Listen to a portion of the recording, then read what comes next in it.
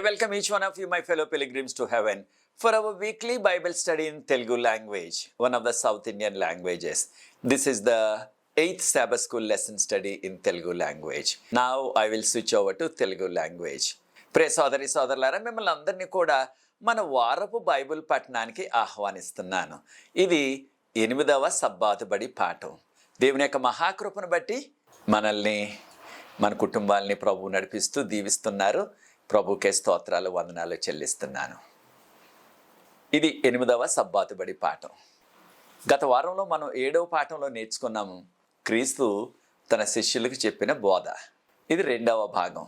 ఈ పాఠాన్ని మనం బైబిల్ గ్రంథం నుంచి నేర్చుకోకముందు ప్రార్థన చేసుకుని ఈ యొక్క 8వ పాఠంలో కొనసాగుదాం. ఈ వారం కాస్త ఆలస్యమైంది. కారణం, ఈ వారంలో కాస్త ఎక్కువ ఈ యొక్క వాతావరణాన్ని బట్టి బాగా దగ్గు రొంప పట్టేసింది అంటున్నారు కదా, కొన్ని చోట్ల పట్టేసింది. దానివల్ల కాస్త ఆలస్యం అయిపోయింది. అయితే దేవుని మహాకృపను బట్టి ఇప్పుడు ఆ యొక్క దగ్గు, పడిసం కాస్త తగ్గిపోయింది. దేవునికి స్తోత్రాలు చెల్లిస్తున్నాను. ఈ వాతావరణ పరిస్థితులను బట్టి మీలో చాలామందికి తెలుసు, ఇక్కడ మీ ప్రాంతాల్లో కూడా దాదాపు ఇలాంటి పరిస్థితే. ఇక్కడ మేము ఉంటున్న పూనాలో దాదాపుగా 26 రోజులు ఎండంటూ కనిపించలేదు. ఇంక రోజు వర్షమే. గత 25 రోజులు. ఈ మధ్యనే కాస్త ఎండ ప్రారంభమైంది. పగల ఎండ వస్తుంది, సాయంత్రాలు మళ్ళీ వర్షం వచ్చేస్తుంది.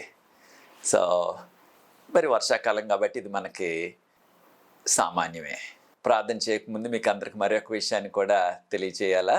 గత వారంలో విశ్రాంతి దినాన సహోదరుడు దేవ సహాయం గారు స్పైసర్లో ఒక 25 సంవత్సరాల క్రిందట చదువుకున్నారు. ఇక్కడికి వచ్చినప్పుడు చాలా చిన్నవాడు. అయితే దేవుని యొక్క మహాకృపను బట్టి ఆయన ఒక 22 సంవత్సరాల నుంచి కెనడా దేశంలో ఆయన నివసిస్తున్నారు. ఆయన కుటుంబం. వారు తల్లిగారు ప్రభునందు నిద్రించడం వలన నరసరావుపేటలో ఆ కార్యక్రమానికి వచ్చి, ఆ కార్యక్రమం ముగిసిన తర్వాత మరలా తిరిగి కెనడా వెళ్ళిపోతూ నన్ను చూడటానికి, కొన్ని గంటలు మాత్రం నన్ను దర్శించి చూడటానికి పూనాలో ఆగారు. దేవునికి స్తుతులు చెల్లిస్తున్నాను. వారికి అంత మా మీద ఉన్న ప్రేమను బట్టి, అభిమానాన్ని బట్టి. దాంతోపాటు ఇక్కడికి వచ్చినప్పుడు నాతో వారు చెప్పిన నాకెంతో ఉద్రేకాన్ని, ఎంతో స్ఫూర్తినిచ్చిన మాట ఏమిటంటే, ప్రతి వారం కూడా మీరు సబ్బాతు బడి పాఠం ఎప్పుడు పెడతారని చూస్తున్నానండి. తెలుగు, ఇంగ్లీష్ కూడా. తెలుగు అయితే నేను నా భార్య ఫాలో అవుతున్నాం. మరి మా బిడ్డలకి వారికి తెలుగు అంతగా రావటం లేదు కనుక ఇంగ్లీష్ వచ్చిన వెంటనే వారు కూడా ఇంగ్లీష్లో వింటున్నారు. సో మీ యొక్క సబ్బాతు బడి పాఠం కొరకు ఎంతో మేము ఆశతో ఎదురు చూస్తుంటాం ప్రతి వారం కూడా. దాన్ని నాకు తెలిసిన వారికి కూడా నేను షేర్ చేస్తున్నాను అన్నారు. దేవునికి స్తోత్రం చెల్లిస్తున్నాను. మీలో అనేక మంది ఈ యొక్క చిన్న పరిచర్య ద్వారా, ఈ దీన పరిచర్య ద్వారా దీవించబడుతున్నారు. ఇతరులతో మీరు పంచుతున్నారు ఈ యొక్క సబ్బాతు బడి పాఠాన్ని, ఈ యొక్క వీడియోని. దేవునికి వందనాలు చెల్లిస్తున్నాను మేమందరిని బట్టి. ప్రార్థన చేసుకుని ఈ యొక్క 8వ పాఠంలో కొనసాగుదాం. పరిశుద్ధ ప్రేమగల మా తండ్రి, మీకు స్తుతులు, స్తోత్రాలు, వందనాలు చెల్లిస్తున్నాం. మమ్మల్ని, మా కుటుంబాలని, మా సంఘాలని మీరు ప్రేమించి నడిపిస్తున్న రీతిని బట్టి వందనాలు ప్రభువా. మీరే మాతో మాట్లాడమని ఈ యొక్క 8వ పాఠం ద్వారా వీక్షిస్తున్న ప్రతి వ్యక్తిని, ఇతరులకు పంచుతున్న ఇతరులకు ప్రభువా ఈ యొక్క వీడియోని ఎవరైతే షేర్ చేస్తున్నారో వారందరినీ కూడా ప్రత్యేకంగా దీవించమని, నాకు ఇక్కడ సహకరిస్తున్న యవన బిడ్డలను ప్రత్యేకంగా ఆశీర్వదించమని యేసు ప్రభువు వారి పరిశుద్ధమైన నామమును బట్టి ప్రార్థిస్తున్నాను తండ్రి, ఆమేన్. ప్రియ సోదరి సోదరులారా, ఈ యొక్క 8వ పాఠం మార్కు సువార్త 10వ అధ్యాయం. మార్కు సువార్త 10వ అధ్యాయాన్ని మనం నేర్చుకోబోతున్నాం ఈ యొక్క 8వ పాఠంలో. ప్రార్థనాపూర్వకంగా మార్కు సువార్త 10వ అధ్యాయాన్ని మీరందరూ కూడా చదవలసిందిగా మీకు అందరికి కూడా విజ్ఞాపన చేస్తున్నాను. మనకి ఇవ్వబడిన మూలవాక్యం, దీన్ని కంఠత వాక్యం అంటున్నాం కదా. మార్కు సువార్త 10వ అధ్యాయం 45వ వచనం. మార్కు సువార్త 10వ అధ్యాయం 45వ వచనంలో ఉన్నది. మార్కు సువార్త 10వ అధ్యాయము 45వ వచనము. మనిషి కుమారుడు పరిచారము చేయుచుకొనుటకును రాలేదు గాని పరిచారము చేయుటకును అనేకులకును ప్రతిగా విమోచన క్రయధనముగా తన ప్రాణమిచ్చుటకును వచ్చిన నేను. ఒక విషయాన్ని మనం గుర్తిస్తున్నాం. అదేమిటంటే యేసు ప్రభు వారు తన యొక్క శిష్యులను ఏ రీతిగా ఈ లోకంలో పరిచర్య చేయటానికి వారిని సిద్ధపరిచారో అనే విషయాలు మనం నేర్చుకుంటున్నాం. ముఖ్యంగా 7వ పాఠం 8వ పాఠం దీనిలో మనం ఖచ్చితంగా యేసు ప్రభు వారు ఆయన చెప్పిన బోధలు ఆ శిష్యులకు వారు ఏ రీతిగా ఈ లోకంలో శిష్యులుగా ఉండాలి, ఎటువంటి సవాళ్ళు ఎదుర్కోవాలి అనే విషయాన్ని ఆయన ఇంగ్లీష్లో స్టెప్ బై స్టెప్ అంటాం కదా, అనగా ఆయన ప్రతి విషయాన్ని కూడా ఒకటి వరకు నేర్పించారు. మరొక విషయాన్ని కూడా మనం గుర్తించాలా, యేసు ప్రభువుకు యోగ్యమైన శిష్యులుగా ఈ లోకంలో జీవించడానికి అవసరమైన విషయాలు కూడా యేసు ప్రభు వారు ఈ మార్కు సువార్తలో మనకి వివరాలు అందించారు. ఈ వివరాలు మనం నేర్చుకోబోతున్నాం. మార్కు సువార్త 10వ అధ్యాయాన్ని మనం తెరిచినట్లయితే దానిలో యేసు ప్రభు వారిని యొక్క పరిసయ్యులు ఎప్పుడు కూడా ఈ శాస్త్రులు పరిసయ్యులు యేసు ప్రభువుని ఏదో రీతిగా ఆయన్ని ఇబ్బంది పెట్టాలా, ఆయనలో ఏదో రీతిగా తప్పు పట్టుకోవాలా, ఏదో రీతిగా ఆయన్ని చిక్కుల్లో పెట్టాలన్న ఆ ఉద్దేశంలోనే ఆయన దగ్గరికి వచ్చేవారు. అంతేగాని ఆయన బోధలు విని మనం ధన్యులు అవ్వాలా, మన జీవితాలు మార్చుకోవాలా దానికి రాలేదు, ఏదో తప్పు పట్టుకోవాలని. ఈ విషయాన్ని కూడా మనం గుర్తించాం. మనం ఎప్పుడు ఆరాధనకు వెళ్ళినప్పటికీ మనం ఆధ్యాత్మిక మేలు పొందటానికి మన జీవితాలు సరిచేసుకోవటానికి వెళ్ళాలి. అంతేకాని అక్కడ జరుగుతున్న ఆరాధనలో పాటలు పాడేవారు, వాక్యం చెప్పేవారు, వారిలో ఏదో తప్పులు పట్టుకోవటానికి మనం వెళ్ళకూడదు. అది దీవెనకరం కాదు. ఈ యొక్క శాస్త్రులు పరిసయ్యులు వీరందరూ కూడా వచ్చి యేసు ప్రభువును ఒక ప్రశ్న వేశారు. అది ఆధ్యాత్మిక సంబంధమైన విషయాల గురించి కానే కాదు, ఇది విడాకుల గురించి. యేసు ప్రభువుని అన్నారు, ఎవరైనా సరే వీరు విశ్వాసుల గురించి అడుగుతున్నారు. విశ్వాసులు విడాకులు ఇవ్వచ్చా, తన భార్యకు విడాకులు ఇచ్చి పంపించేయచ్చా అని అడిగారు ఆయన్ని. దేనికి అడిగారు ఆయన? ఈ ప్రశ్న యేసు ప్రభు వారిని ఎందుకు అడిగారంటే యేసు ప్రభు వారు అప్పుడు ఆయన యోర్దాను నది అవతల భాగాన్ని ఉన్న ప్రాంతానికి వచ్చారు. అక్కడ హేరోదు యాంటిపాస్ అనే రాజుగారు పాలన చేస్తున్నారు. హేరోదు రాజుగారి కుమారుడు అనమాట. ఆయన కూడా కఠినుడే. మన అందరికీ తెలిసిన రీతిగా ఆయన తన భార్యకు విడాకులు ఇచ్చేసి తన సహోదరుని భార్యను హేరోదియాను పెళ్లి చేసుకున్నాడు. అది నువ్వు చేయరాదు, నువ్వు నాయకుడు, నువ్వు రాజు, ఇది నీకు తగదు, నీ యొక్క సొంత సహోదరుని భార్యను ఉంచుకున్నావు, అది నీకు తగదు అని బాప్తీసం ఇచ్చే యోహాను గారు దాన్ని ఖండించారని ఆయన జైల్లో పెట్టించి తర్వాత ఆ యొక్క క్రూరురాలైన ఆ యొక్క హేరోదియా సలహా మీద ఆయన పుట్టిన దినాన ఆయన పుట్టినరోజు జరుపుకుంటూ బాప్తీసం ఇచ్చే యోహాను గారు తల నరికించేశారు. ఇది మనకు తెలుసు, దీని గురించి మనం ధ్యానించాం కూడా ఇదివరకు పాఠాల్లో. అయితే మరి యేసు ప్రభుని ఎందుకు అడుగుతున్నారు ఈ ప్రశ్న వీరు, విడాకులు ఇవ్వచ్చా అని?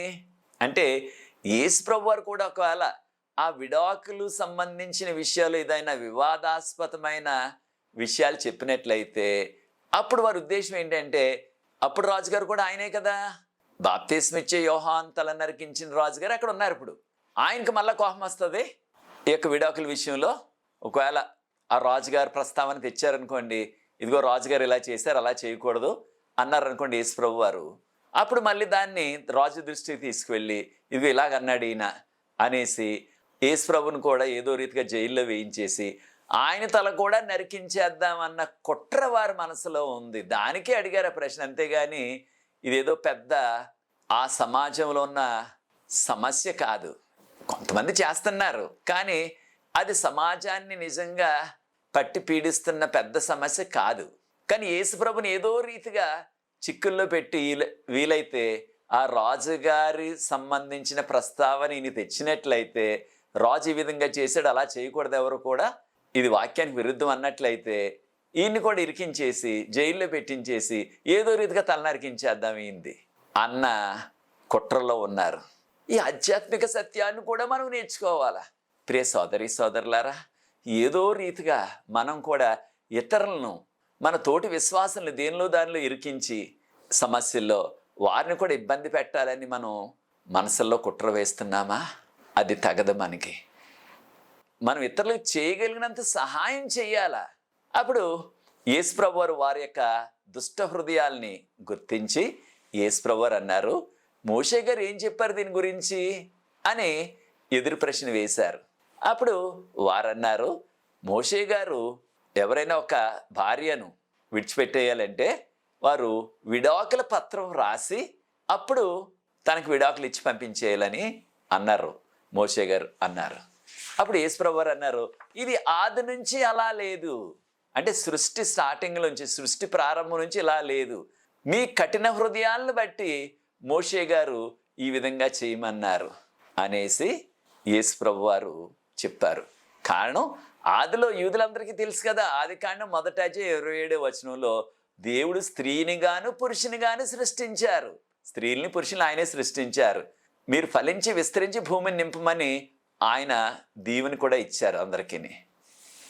అదే రీతిగా ఆదికాండం 2:24 వచనంలో, కాగా పురుషుడు తన తల్లిని తండ్రిని విడిచి తన భార్యను హత్తుకొనును, వారు ఏక శరీరులవుదురు. అనగా వారు ఒకటిగా జీవించాలా, వారు ఒక్కరిగా జీవించాలా. ఎంతకాలం? వారు జీవించినంతకాలం కూడా. ఇది ఆది నుంచి కూడా దేవుడు ఏర్పాటు చేసిన విధి, దేవుడు ఏర్పాటు చేసిన విధానం. అయితే సాతాను ఈ యొక్క వివాహ వ్యవస్థ ఎప్పుడు పెట్టారు ప్రభు? పాపం ఈ లోకంలో రాకముందే. ఈ యొక్క వివాహ వ్యవస్థ అన్నది భార్యాభర్తలుగా ఉండాలా, కుటుంబంగా జీవించాలా అన్నది, వారికి బిడ్డలు పుట్టాలన్నది దేవుడు పాపం ఈ లోకంలో రాకముందే ప్రారంభించారు దాన్ని. సాతాను దాన్ని చిన్న భిన్నం చేసేసాడు ఆది నుంచి కూడా. ఈ కడవరి కాల చివరి దినాలు ఇంకా ఎక్కువైపోయింది. ఇదివరకు ఎక్కడో పాశ్చాత్య దేశాల్లో, వెస్టర్న్ కంట్రీస్ అంటున్నాం కదా ఇంగ్లీష్లో, అక్కడ ఇలాంటి విడాకులు ఉంటాయి, వారు విడిపోతున్నారు అని చెప్పుకునేవారు. అయితే ఇప్పుడు మన సమాజంలో, మన గ్రామాల్లో, మన సంఘాల్లో కూడా ఇలాంటి విడాకులు అన్నవి చాలా చోట్ల జరుగుతున్నాయి. ఇది పెద్ద తప్పుగా అనుకోవట్లేదు ఎవరు కూడా ఈ రోజుల్లో. ఇది దాదాపుగా అలవాటు అయిపోయింది ఇక్కడ మన ప్రాంతాల్లో కూడా. ఇంకా కొంతమంది ఏమంటున్నారు, ఆ వ్యక్తితో విడిపోయిన కారణం ఏంటంటే ఆ వ్యక్తిలో విశ్వాసం లేదు, ఆ వ్యక్తి ఉద్దేశాలకి నా ఉద్దేశాలకి పడటం లేదు, కనుకనే మేము విడిపోయాం, మళ్ళీ పెళ్లి చేసుకుంటున్నాం అన్నట్టుగా సాకులు చెప్తున్నారు. అయితే ఈ విషయాన్ని మనం గుర్తించాలా. ఈ కడవరకాల చివరి దినాల్లో సాతాను వివాహ వ్యవస్థను చిన్నాభిన్నం చేసేస్తున్నాడు. దాని ద్వారా సంఘాలు కూడా అవి చాలా ఒత్తిడికి గురవుతున్నాయి, సంఘాలు కూడా. అయితే యేసుప్రభు కాలంలో 2 గ్రూపులు వారు ఉండేవారు. ఒకటి షమాయ గ్రూపు, షమాయ ఆయన పేరు, ఆయన వర్గం అనమాట. వారు చెప్పిన విధానం ఏంటంటే ఎవరు కూడా విడాకులు ఇవ్వకూడదు. విడాకులు ఇవ్వాలంటే ఒకే ఒక కారణం యేసుప్రభు వారు చెప్పారు, బైబిల్ గ్రంథం చెప్తుంది. అది వ్యభిచారం కారణం. ఆ స్త్రీ కానీ పురుషుడు కానీ తన యొక్క వివాహం చేసుకున్న వ్యక్తితో కాకుండా పరాయి వారితో ఎవరితోనైనా సరే ఆ యొక్క లైంగిక సంబంధం పెట్టుకుంటే దాని విషయంలో అయితేనే విడాకులు ఇవ్వాలా. అంతేగాని ఇక ఏ కారణం చెప్పున కూడా విడాకులు ఇవ్వటానికి వీలు లేదు అనేసి వారు దీన్ని స్ట్రిక్ట్ అంటున్నాం మనం ఇంగ్లీష్లో, లేదా కన్సర్వేటివ్ ఐడియా అంటున్నాం. అంటే వారు బైబిల్లో ఉన్నది దాన్ని పాటించారన్నమాట. ఎవరు? షమాయ, ఆయన యొక్క వర్గం.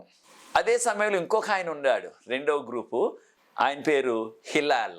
ఆయన కూడా యూదుడే. ఆయన వర్గం వారు ఏమన్నారంటే ఎవరికైనా విడాకులు ఇచ్చేయచ్చు. విడాకులు ఇవ్వాలంటే వాళ్ళిద్దరికీ పడకపోతే. 2వ వర్గం, 2వ వ్యక్తి హిలాల్ ఆయన పేరు. వారు ఏమన్నారంటే ఇంగ్లీష్లో లిబరల్ అంటాం. అంటే ఎవరైనా సరే విడాకులు ఇచ్చేయచ్చు, ఏ కారణమైనా పర్లేదు. ఒక ఆస్తి విషయంలో కానీ, లేకపోతే వారిద్దరికి పడకపోతుంటే ఇంకా మనం ఏం చేస్తాం, వారిద్దరికి పడకపోతుంటే వాళ్ళు ఎలా కలిసి ఉంటారు, విడాకులు ఇచ్చేయటమే మంచిది అన్నట్టుగా ఎవరు పడితే వారికి, ఏ కారణానికి పడితే ఆ కారణానికి విడాకులు ఇచ్చేసేవారు. ఈ విషయాన్ని కూడా మనం గుర్తిస్తున్నాం ఈ రోజుల్లో. చిన్న చిన్న కారణాలు, ఇది అసలైన విడాకులు తీసుకోవలసినంత పెద్ద కారణం ఏమి కనపట్లేదు. చిన్న చిన్న కారణాలకే విడాకులు తీసేసుకుంటున్నారు చాలామంది విశ్వాసులు కూడా. చాలా విచారం ఇది. అయితే మనం విశ్వాసులుగా ఈ విషయాన్ని మనం గుర్తించాలా? యేసుప్రభువు చెప్పింది ఏమిటంటే ఆది నుంచి ఇలా లేదు, ఆది నుంచి కూడా దేవుని చిత్తం వారు కలిసి ఉండాలన్నది. ఒకవేళ పరిస్థితులు విషమించినట్లయితే ఇక వేరే గత్యంతరం లేనప్పుడు అప్పుడు ప్రార్థనాపూర్వకంగా ఆ పరిస్థితిని బట్టి అది ప్రమాదకరమైన పరిస్థితి అయినట్లయితే ఇక చేసేది లేదు, విడాకులకి వెళ్ళవలసిందే. కనుక యేసు ప్రభు వారిని ఇబ్బంది పెట్టాలని అడిగిన ప్రశ్న, అంతేగాని దీనివల్ల మనం దీవించబడాలన్నది కాదు వారి ఉద్దేశం. మరొక విషయం కూడా జరిగింది. యేసు ప్రభు వారి దగ్గరికి అనేక మంది తల్లులు వారి చిన్న బిడ్డలను తీసుకొచ్చారు. యేసు ప్రభు వారు వారిని ముట్టుకుని ఆశీర్వదించాలని. ఈ విషయాలు మార్కు సువార్త 10వ అధ్యాయం 13 నుంచి 16 వరకున్న వాక్య భాగంలో చదువుతున్నాం. యేసు ప్రభు వారి దగ్గరికి ఆ తల్లులు ఆ చిన్న బిడ్డలను తీసుకొచ్చినప్పుడు శిష్యులు వారిని గద్దించి, వారిని వారించి, వారిని అక్కడి నుంచి పంపించడానికి వారు ప్రయత్నం చేశారు. దానిని గమనించిన యేసు ప్రభు వారు శిష్యుల మీద ఆయన కోపపడి, మీరు అలా చేయొద్దు, చిన్నపిల్లలను ఆటంకపరచక నా యొద్దకు రానివ్వుడి, అటువంటి వారిది పరలోక రాజ్యం అని చెప్పేశారు. ఏకంగా ఆ చిన్న బిడ్డలను తీసుకుని ఆయన ఆశీర్వదించారు వారిని. చూచారా యేసు ప్రభు వారికి చిన్న బిడ్డల ఏడల ఎంత ఆప్యాయత ఉన్నదో. ఒక విషయాన్ని కూడా మనం గమనించాలా. మరి శిష్యులు ఎందుకు రానివ్వలేదు వారిని అంటే, బహుశా నా ఉద్దేశం సుమా, ఆ శిష్యులు అనుకుని ఉంటారు, యేసు ప్రభు దగ్గరికి చాలామంది వస్తున్నారు, ముఖ్యంగా అనారోగ్యంగా ఉన్నవారు, స్వస్థత కావాలని ముట్టుకోవాలని వస్తున్నారు. కనుక ఈ చిన్న బిడ్డలకు బాగానే ఉన్నారు కదా, వారికి ఏ అనారోగ్యం లేదు.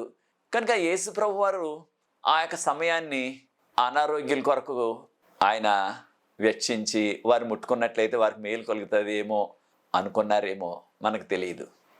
అయితే ప్రభు త్వరగా వస్తున్నారు. పరలోకం వెళ్ళిన తర్వాత ఆ శిష్యుల్ని, ఆ పేతురు గారిని, యోహాన్ గారిని, ఆ యాకోబు గారిని, తక్కిన వారిని కూడా మనం అడుగుదాం, దేనివల్ల ఆ దినాన చిన్న బిడ్డలని మీరు యేసు ప్రభు దగ్గర రాకుండా ఆటంకపరిచారని.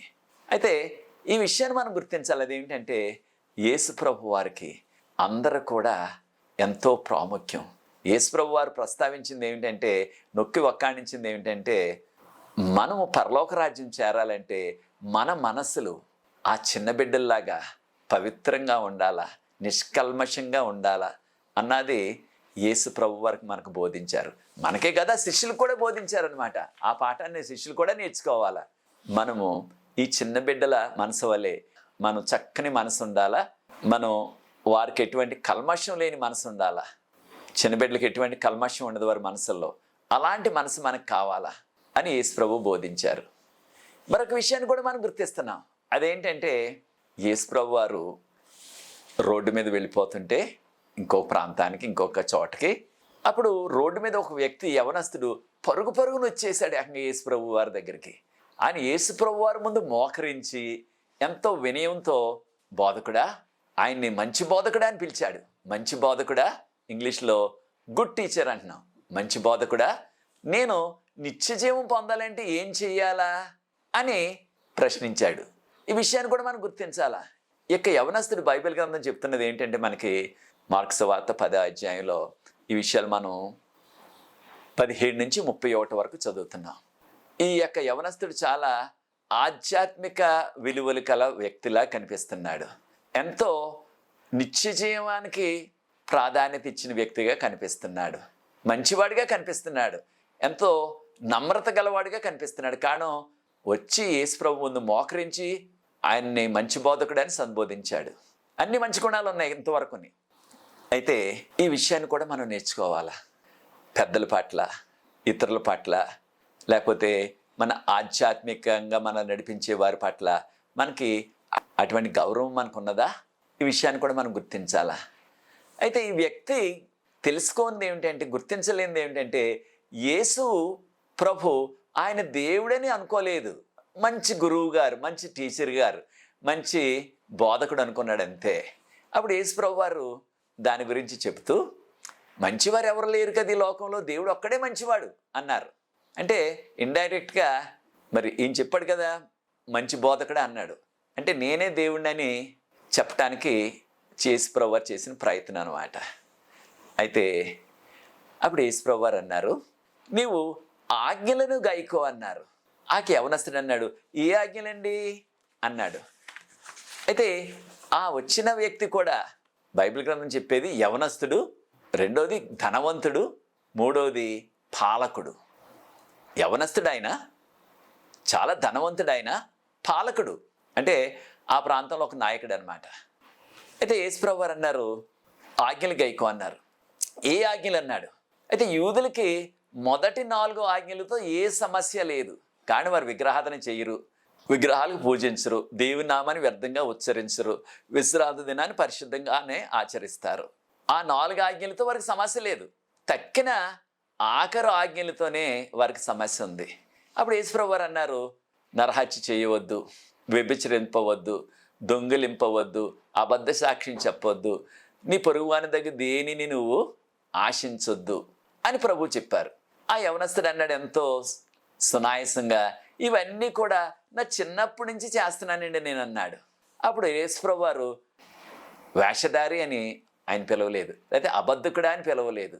అప్పుడు యేసుప్రభు వారు అన్నారు, నీకు ఒక్కటే ఒక లోటు ఉంది నీ జీవితంలో, ఒక్కటే. అదేమిటంటే నీకున్న ఆస్తి అంతా కూడా అమ్మి పేదలకు ఇచ్చేసి అప్పుడు వచ్చి నా సిలువ ఎత్తుకుని నన్ను వెంబడించు అని ప్రభువారు అన్నారు. అనేటప్పటికీ ఆ వ్యక్తికి చాలా విచారం వచ్చేసింది. నిజానికి మంచివాడే, ఆధ్యాత్మిక జీవితాన్ని జీవిస్తున్నాడు, ఆయనలో ఎటువంటి లోపాన్ని ప్రభు నీలో ఈ లోపం ఉందని చెప్పలేదు. ఒకటే నీకు కొరత ఉందన్నారు. కొరత ఏంటి? నీకున్న ఆస్తి అంతా కూడా అమ్మేసి పేదలకు ఇచ్చేసి వచ్చి నన్ను వెంబడించమన్నారు, నా సిలువెత్తుకుని నడవమన్నారు. సిలువెత్తుకుని నడవటం అంటే ఉన్న సవాళ్ళని ఎదుర్కోవాలా శిష్యుడిగా అని చెప్పటానికి అనమాట. ఆ యొక్క వ్యక్తికి చాలా ఆస్తి ఉంది కనుక ఎంతో బాధపడుతూ వెళ్ళిపోయాడు. ఎప్పుడు కూడా మరలా తిరిగి రాలేదు. చూచారా ప్రియ దేవుని బిడ్డలారా? అప్పుడు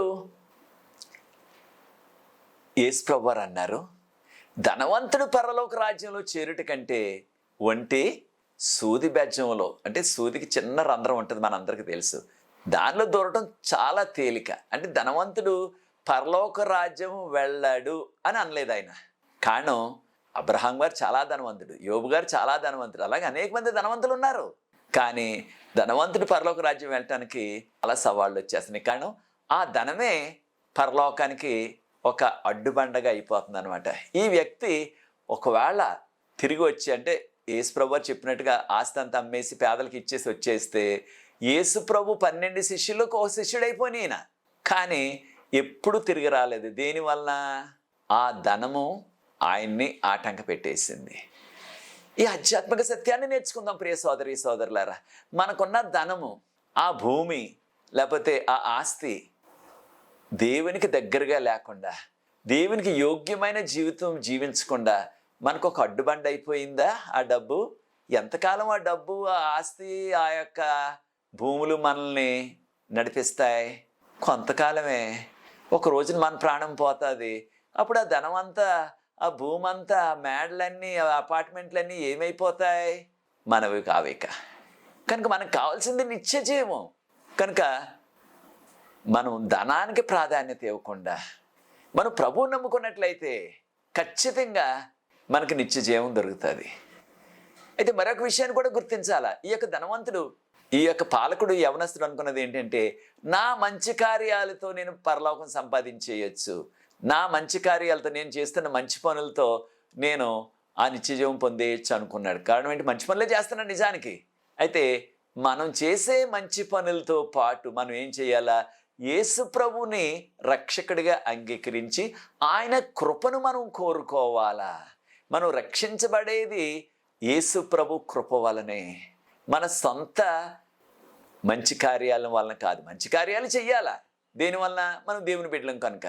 అంతేగాని ఒట్టి మంచి కార్యాలు చేసి ప్రభువుని నమ్ముకోకుండా ఆయన యొక్క కృప మీద ఆధారపడకుండా ఉన్నట్లయితే అది మనకు రక్షణను ఇవ్వదు. కనుక నేను మీకు సమయం ఉన్నప్పుడు రోమీలకు రాసిన పత్రిక 6వ అధ్యాయం 1-11 వచనాలు చదవండి. మనము యేసు ప్రభు కృప కొరకు వేచి ఉండాలి. అయితే పేతురు గారు ఈ యొక్క యవనస్తుడు వెళ్ళిపోయిన తర్వాత, ధనవంతుడు వెళ్ళిపోయిన తర్వాత వారు ఆశ్చర్యపడుతూ, మరి ఇంక పరలోకం ఎవరు చేరతారు? ఇంత మంచివాడే చేరలేకపోతున్నాడు అన్నట్టుగా వారికి అనుమానం వచ్చింది. పేతురు గారు అన్నారు, మేము అన్నీ విడిచిపెట్టి వచ్చేసాం, మిమ్మల్ని వెంబడిస్తున్నాం. మా తల్లిదండ్రులు విడిచిపెట్టేసాం, మా అన్నదమ్ములు విడిచిపెట్టేసాం, మా ఇళ్ళు విడిచిపెట్టేసాం, మా పొలాలు విడిచిపెట్టేసాం, మేము ఏం పొందుతాం అనగానే ప్రభువారు అన్నారు, నీకు పరలోకంలో నిత్యజీవం కలుగుతుంది అన్నారు ప్రభువారు. ఎంత గొప్ప ధన్యతో చూడండి. ప్రియ సోదరి సోదరులారా, ఈ లోకంలో మనం ప్రభు కొరకు, విశ్వాసం కొరకు, రక్షణ కొరకు మనకున్న సొంత వారిని కూడా పోగొట్టుకున్నప్పటికీ, అంటే కొన్ని సందర్భాల్లో యేసు ప్రభు నమ్ముకున్నట్లయితే సొంత వారు విడిచిపెట్టేస్తున్నారు. ఆ సొంత వారి దగ్గరికి రానివ్వటం లేదు. వారి సామాజిక వర్గం వారు, వారి కుటుంబస్తులు రానివ్వటం లేదు. ఇక అయితే వారు ఎంతకాలం వస్తారు మనతోటి? కొంతకాలమే. అయితే యేసు ప్రభు నమ్ముకున్నట్లయితే మనకు నిత్యజీవం వస్తుంది. మనం యేసు ప్రభు నిమిత్తం మనకున్న ఆస్తులు, మనకున్న సమస్తను పోగొట్టుకున్నప్పటికీ మనకు కలిగేది నిత్యజీవం. నిత్యజీవం అన్నది శాశ్వతంగా ఉంటుంది, పరలోకం అది. కనుక మీకు నిత్యజీవం కలుగుతుందని ప్రభువారు పేతురుకు భరోసా ఇచ్చారు. అదే భరోసాని మనం కూడా ఈ కడవరకాల చివరి దినాల్లో జ్ఞాపకం చేసుకుంటూ మనం ఇవ్వాల్సిన ప్రాధాన్యత పరలోకానికి, నిత్యజీవానికి ఇద్దాం. ఈ లోక సంబంధించిన విషయాల కొరకు కాదు. మరొక విషయాన్ని కూడా మనం గమనించాలా. యేసు ప్రభువారు ఆయన యొక్క శిష్యులు కూడా యెరూషలేముకు వెళ్తున్నారు. అప్పుడు దారిలో యేసు ప్రభువారు మరొకసారి చెప్పారు, నన్ను ఈ యొక్క యోధా నాయకులు, యోధా మత పెద్దలు, యొక్క శాస్త్రులు, పరిచయులు వీరు నన్ను పట్టుకొని హింసించి నన్ను సిలువ వేసి చంపేస్తారు. 3వ దినం మరలా తిరిగి లేస్తాను. ఇప్పటికి అనేక మార్లు చెప్పారు వీరికి. అయినప్పటికీ మరలా చెప్తున్నారు యేసు ప్రభువారు. కారణం, యేసు ప్రభువారు ఈ లోకానికి వచ్చిన ఆ కార్యం మన కొరకు, పాపాల నిమిత్తం ఆయన దేవుని గొర్రెపిల్లగా బలి అయిపోవటానికి వచ్చారనే విషయాన్ని వీరికి బోధిస్తున్నారు. కానీ దాన్ని వారు గ్రహించలేకపోయారు. ఆ విధంగా నడుస్తుండగానే యాకోబు గారు, యోహాను గారు అన్నదమ్ములు ఇద్దరు కలిసి యేసు ప్రభు వారి దగ్గరికి వ్యక్తిగతంగా తక్కిన వారి దగ్గర లేనప్పుడు వచ్చి మాకొకటి కావాలి అని అడిగారు. నేను ఏం చేయమంటారు మీకు అని యేసు ప్రభు వారు అడిగారు. వారు అన్నారు, మీరు మహిమలో సింహాసనం మీద కూర్చున్నప్పుడు నన్ను కుడి ప్రక్కన, నా సహోదరుని ఎడం ప్రక్కన కూర్చోబెట్టుకోవాలి మీరు అని కోరుకున్నారు. యేసు ప్రభు వారు వారిని గద్దించలేదు, ఖండించలేదు. కానీ యేసు ప్రభు వారు అన్నారు, నేను త్రాగే పాత్రను మీరు త్రాగగలరా అని ప్రశ్నించారు. మేము త్రాగుతామండి అన్నారు. అదేదో వారికి తెలియదు. అంటే దేవుని యేసు ప్రభు వారి ఉద్దేశం ఏంటంటే, నేను పడబోయే శ్రమ మీరు పడగలరా? రాబోయే దినాల్లో నేను తీసుకున్న బాప్తీసాన్ని మీరు తీసుకోగలరా? అనగా నేను మరణించే ఘోరమైన మరణాన్ని మీరు పొందగలరా? వారు ఆలోచించకుండా ఏం జరుగుతుందో భవిష్యత్తులో అని తెలుసుకోకుండానే, అని ఆలోచించకుండానే చేస్తామండి అన్నారు. అప్పుడు ప్రభువారు అన్నారు, నిజమే, ఒక రోజు వస్తుంది అటువంటి పాత్రను మీరు త్రాగాల, నా పాత్రను, నా యొక్క బాప్తీసాన్ని మీరు బాప్తీసం తీసుకోవాలని ప్రభువారు అన్నారు. అయితే తర్వాత కాలంలో ఏం జరిగిందో మనందరికీ తెలుసు. శిష్యులందరిలో కూడా మొట్టమొదటిగా ప్రభు కొరకు హతసాక్షి అయిపోయిన వ్యక్తి యాకోబు గారు, ఇంగ్లీష్లో జేమ్స్ అంటాం మనం.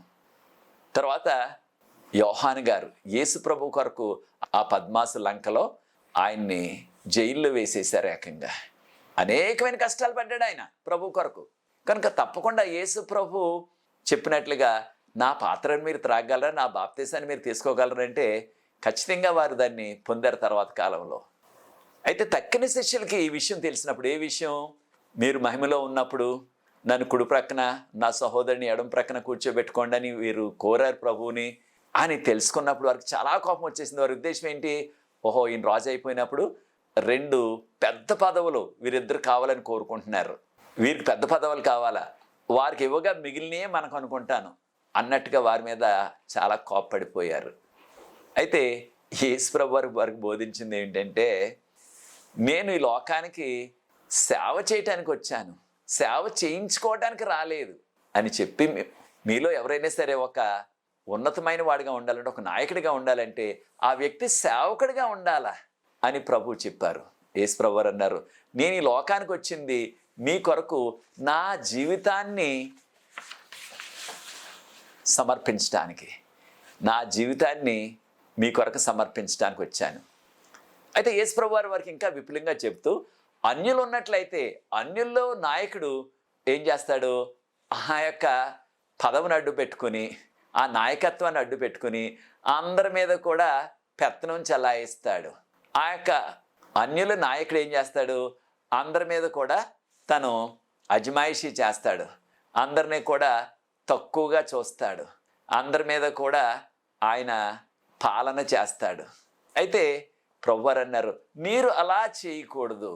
ఎవరైతే ఒక నాయకుడిగా ఉండాలనుకుంటున్నారో ఒక సేవకుడిగా ఉండాలా. సేవకుడు అంటే అందరికీ కూడా పరిచర్య చేసేవాడిగా.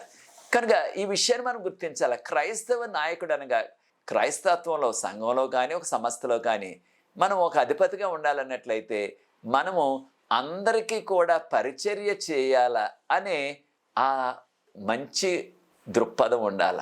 క్రీస్తు వలె నా సమస్తాన్ని నేను సమర్పించాలా, క్రీస్తు వలె నేను నా జీవితాన్ని కూడా దారబోసేయాల ఈ సంఘం కొరకు లేకపోతే సంస్థ కొరకు అని వెళ్ళాలి మనం. అంతేగాని ఈ సంఘంలోకి వెళ్ళినట్లయితే ఈ సంస్థలోకి వెళ్ళినట్లయితే నాకు ఒక పదవి వస్తుంది, ఆ పదవి ద్వారా డబ్బు వస్తుంది, నాకు అధికారం వస్తుంది అని ఆ పదవుల కొరకు అధికారం కొరకు మనం ఆశించి వెళ్ళకూడదు. అది లోకస్తులు చేస్తారు, దేవుని బిడ్డలుగా మనకి అది తగదు. అంటే చాలా విచారం ఏంటంటే సాతాను క్రైస్తవ సంస్థల్లో కూడా ఇటువంటి దురుద్దేశాన్ని ప్రవేశపెట్టేశాడు. ఆ దురుద్దేశం ఏంటి? చాలామంది సంఘాలు మారిపోతూ ఉంటారు. దేనికి? వారికి ఆశించిన పదవి దానిలో దొరకలేదని ఇంకొక సంఘానికి వెళ్ళిపోతున్నారు, లేకపోతే ఇంకో సంఘాన్ని స్థాపించేస్తున్నారు. కొన్ని సందర్భాల్లో ఆ యొక్క డినామినేషన్ అంటున్నాం, ఆర్గనైజేషన్ అంటున్నాం ఇంగ్లీష్లో, దాన్ని విడిచిపెట్టేసి ఇంకో దానిలోకి వెళ్ళిపోతున్నారు. కారణం అక్కడికి వెళ్తే మనకి గుర్తింపు వస్తుంది, పెద్ద పదవి వస్తుంది. చూచారా? పదవుల కొరకు అటువంటి కొంత డబ్బు కొరకు సంఘాలు సంస్థలు కూడా మారిపోతున్నారు కొంతమంది. ఇంకా కొంతమంది ఏం చేస్తున్నారు? ఆ పదవి వచ్చిన తర్వాత తక్కిన వారిని చాలా తక్కువగా చూస్తున్నారు. ఇంకా కొన్ని సందర్భాల్లో కొన్ని ప్రాంతాల్లో వారు సామాన్య పనివారిని, చిన్న పనివారిని, లేకపోతే సామాన్య సంఘ సభ్యుల్ని వారెంతో తక్కువగా అంచనా వేస్తూ వారిని పేరు పెట్టి పిలవటం లేదు, లేకపోతే సహోదరుడు అని పిలవటం లేదు, ఒరే అని పిలుస్తున్నారు కొన్ని చోట్ల. ప్రియ సోదరి సోదరులారా, దేవుని బిడ్డలుగా మనకు అది తగదు. మనం ఒక పదవిలో ఉన్నట్లయితే, ఒక పెద్ద బాధ్యతను నిర్వర్తిస్తున్నట్లయితే మనము అందరికీ కూడా మాదిరిగా ఉండాలి, అందరినీ కూడా ప్రేమించాలి. కానీ వారందరూ కూడా యేసు ప్రభువునందు సహోదరి సహోదరులు. ఎవరికి చదువు లేకపోయినా, ఆస్తి లేకపోయినా, వారికి పలుకుబడి లేకపోయినా వారు ప్రభు కుమారులు కుమార్తెలు. వారి కొరకు ప్రభు మరణించారు. ప్రభు రెండోసారి వచ్చినప్పుడు వారు పరలోకం వెళ్తారు, వారు విశ్వాసంగా జీవించినట్లయితే. కనుక ఎవరిని కూడా తక్కువ అంచనా వేయొద్దు. కొన్ని సందర్భాల్లో అటువంటి తోటి విశ్వాసుల్ని, తోటి పని వారిని కూడా ఎంతో చులకనగా చూస్తూ వారిని ఏదో మనం కూరలో కరివేపాకు తీసి పడేసినట్లుగా వారిని పడేసేస్తున్నారు, తక్కువగా చూస్తున్నారు. అది సరికాదు. దేవుని బిడ్డలుగా అందరినీ కూడా మనం ప్రేమించాలా, అందరినీ కూడా మనం ఆదరించాలా, మనం చేతనైనంత సహాయం చేయాలా. మనల్ని దేవుడు ఆ అధికారంలో పెట్టింది, ఒక అధికారిగా పెట్టింది దేనికంటే అధికారం చలాయించి వారందరినీ కూడా పీడించుకు తినటానికి కాదు, లేకపోతే వారందరినీ కూడా వేధించడానికి కాదు. వారికి మేలుకరంగా, వారికి మనం దీవెనకరంగా ఉండాలన్నది దేవుని కోరిక. ఈ విషయాన్ని మర్చిపోవద్దు మనం. చివరగా మనం చూసినట్లయితే మార్కు సువార్త 10వ అధ్యాయం 46 నుంచి 52 వరకు వాక్య భాగంలో యేసుప్రభు వారు ఎరికో పట్టణం నుంచి బయటకు వచ్చారు. ఎరికో పట్టణంలో పరిచర్య చేసి బయటకు వచ్చినప్పుడు ఆ యొక్క రోడ్డు ప్రక్కనే ఒక వ్యక్తి, చూపు లేదు, అంధుడు, అక్కడ భిక్షాటన చేసుకుంటున్నాడు. ఆ రోజుల్లో చూపు లేని వారు దాదాపు ఎక్కువ మంది భిక్షాటన చేసుకునేవారు. ఈ యొక్క వ్యక్తి పేరు కూడా రాశారు ఇక్కడ, భర్తమాయి. అయితే ఈ యొక్క వ్యక్తి భిక్షాటన చేసుకుంటుంటే రోడ్డు పక్కనే కూర్చొని రోజు కూడా అదే చేసుకుంటున్నాడు. ఆ రోజున ఆయనకి చాలామంది ప్రజలు అక్కడికి వస్తున్నట్లుగా వాళ్ళ మాటలు వినబడ్డాయి. బహుశా అడిగి ఉంటాడు ఎవరినైనా, ఏంటండి చాలామంది వస్తున్నారు ఇవాళ ఇటు ఈ రోడ్డు మీద అని ఎవరిని అడిగి ఉంటారు. ఆ దారిపోయేవాళ్ళు ఎవరో, ఆ యేసుప్రభు వస్తున్నాడయా అని ఓ మాట చెప్పుంటారు. ఎప్పుడైతే యేసుప్రభు వారు ఇటు వస్తున్నారు రోడ్డు మీద అన్నారో వెంటనే గట్టిగా కేకలు వేయటం మొదలుపెట్టాడు. ఏమని? దావీదు కుమారుడా యేసుప్రభువా నాకు కనికరము చూపించు అని ఆయన కేకలు వేయటం మొదలుపెట్టాడు. అప్పుడు ఆ యొక్క రోడ్డు మీద ఉన్నవారే, కేకలు వేయకయ్యా, ఎందుకు కేకలు వేస్తున్నావు అని కాస్త వారించారు, ఆయన్ని కాస్త గద్దించారు. ఇంకా గట్టిగా కేకలు వేస్తున్నాడు. ఈ విషయాన్ని మనం మార్కు సువార్త 10వ అధ్యాయం 46 నుంచి 52 వరకు వాక్య భాగంలో చదువుతున్నాం. అప్పుడు యేసుప్రభు వారు వెంటనే అక్కడ నిలబడి ఆ వ్యక్తిని ఇలా తీసుకురండి అన్నారు.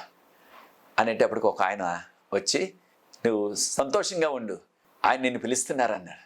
అనేటప్పుడు ఎప్పుడైతే ఆయన నిన్ను పిలుస్తున్నారనేటప్పటికి వెంటనే ఆయన కూర్చుని ఆ యొక్క దారి పక్కనే భిక్షాటన చేసుకుంటుంటే ఎవరైనా కాస్త జాలి హృదయం కలవారు వెళ్ళిపోయేవారు, వచ్చేవారు. ఆ రోడ్డు ప్రక్కన ఏదో ఆయనకి కాస్త చిన్న నాణ్యం ఏదో వేస్తున్నారు. అది ఒక వస్త్రం ఉంది, ఆ వస్త్రం మీద వేస్తారనమాట. అంటే ఇలాగా వచ్చి చేతులు ఇవ్వటానికి మరి వాళ్ళకి టైం ఉండకపోవచ్చు, అలాగా ఇదిగో తీసుకో అన్నట్టుగా విసిరేస్తున్నారు. ఆ యొక్క వస్త్రం మీద పడ్డ ఏదన్నా సరే తీసుకుంటాడు. అయితే వెంటనే ఆ వస్త్రాన్ని విసిరేశాడు ఏకంగా, దాన్ని పట్టుకుని వెళ్ళలేదు. అంటే ఆయన ఉద్దేశం ఏంటంటే ఖచ్చితంగా నాకు స్వస్థత వచ్చేస్తుంది, ఇవాళ ఖచ్చితంగా నాకు స్వస్థత వచ్చేస్తుందని ఆయనకి అనుకున్నాడు. అనుకుని లేచాడు. ఆయన తీసుకువెళ్ళారు యేసుప్రభు దగ్గరికి. యేసుప్రభు వారు అన్నారు, నేను ఏం చేయాలని కోరుకుంటున్నాను నీవు అనగానే ఆయన అన్నాడు, నాకు చూపు కావాలండి అయ్యా అన్నాడు. వెంటనే ప్రభు వారు అన్నారు, నీ విశ్వాసమే నిన్ను స్వస్థపరిచింది, చూపు పొందన్నారు. వెంటనే చూపు వచ్చేసింది. చూచారు ఎంత ఆశ్చర్యకరమో, ఎంత అద్భుతమో. వెంటనే చూపు వచ్చేసింది. ఆ వ్యక్తి ఆ యొక్క రోడ్డు మీద యేసు ప్రభు వారితో కలిసి వెళ్ళిపోయాడు.